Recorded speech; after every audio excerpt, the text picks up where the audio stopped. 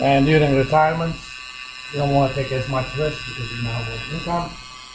If you invest it into some sort of corporate bond ETF, something like LTV, historically you would have earned about 3% after interest. So I know what I want. After age 60, I want $5,000 a month, and when I'm 85, I want $2 million in my account. I'll probably leave it to grandkids, telling them that go hire two guys from Philly, because I don't want to live without that, right? Something like that. Or I just want $2 million when I'm 85, so that I can tell people I have $2 million when I'm 85. I don't care why you have your goals, but you have your goals. So the question is, how many dollars per month I need to save? And I'm going to show you this is going to take only two swings of those hammers. All right? Once you think about it. Algebraic solution of this, depending upon how beautiful your handwriting is, anywhere from 1 page to 2 pages of algebra. Can I do it? Yes. Should I? Why? I have better ways of doing it. It's called optimization. And I'm less likely to make mistakes. Now I need to think about mathematical arithmetic. I taught you in this class only two things. One, if I give you a starting balance, monthly payments, you know how to calculate the future balance. I also taught you if you're going to get money in the future, periodic, and there's also balloon payment, what's the present value of that? So you know how to calculate present value and future value for the annuity, be it a balloon or starting balance. Right. You also know, if you know the end or the future value or the present value, you could figure out what one of the inputs should be to reach that point. So these are your two mathematical tools. So we're going to reduce this problem to those. First things first, this is a dynamic problem. In mathematics, sometimes it's called dynamic programming. It's very simple though. That's the name of it. You solve a dynamic programming problem by going to the ends, the boundary, and you go all the way down, right? So I know what I need to have in the future, right? Okay, let me transport myself in time to 40 years from now. By the way, that is physically possible. You can travel to the future. Anybody knows how? I mean, you need a lot of energy to do it. Because if you travel at 99.9999% of speed of light, when you roughly calculate the 1 minus 99.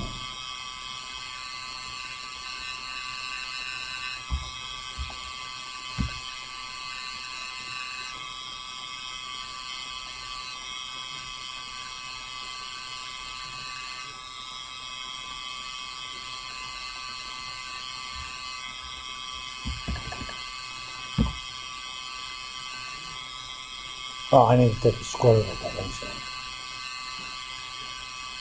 No, that's it.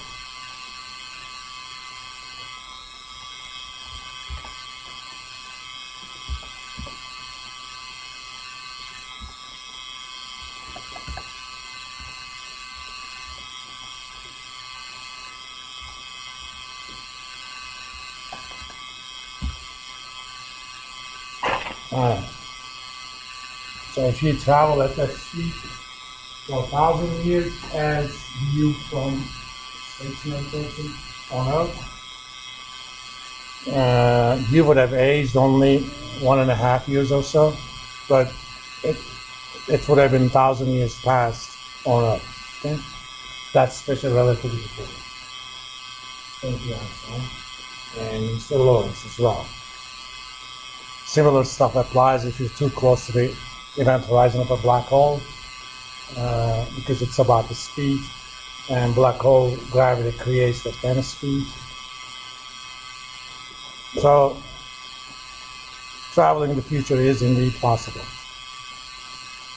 And you didn't know that you were going to learn anything. The simple stuff that I know. You're 60 years old. At that point, what's your problem? You know you're going to get $5,000 a month for the next 25 years, and you know you're going to get 2 million 25 years from now, and your account is going to earn 3% APR for the time period. So let's look at our toolbox. What can I use given that information? Well, if I know what's going to happen in the future, I can figure out what's that equivalent to today, okay? As of my 60-year-old self.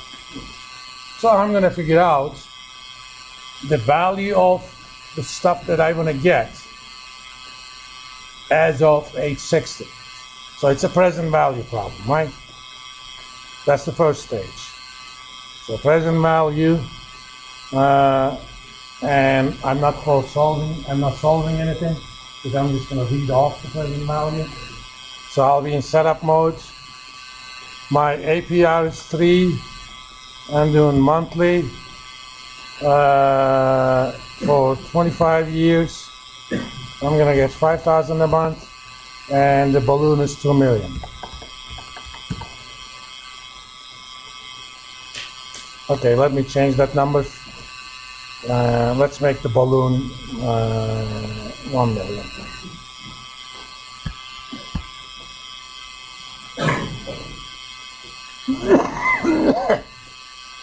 Because given the setup, my monthly interest is equal to exactly my monthly payments. All right.